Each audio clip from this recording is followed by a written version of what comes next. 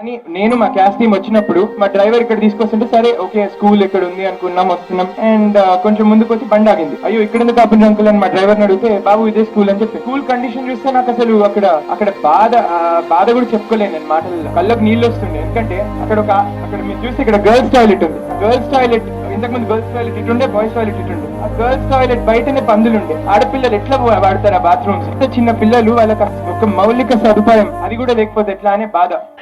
మరో వంక మీ జగన్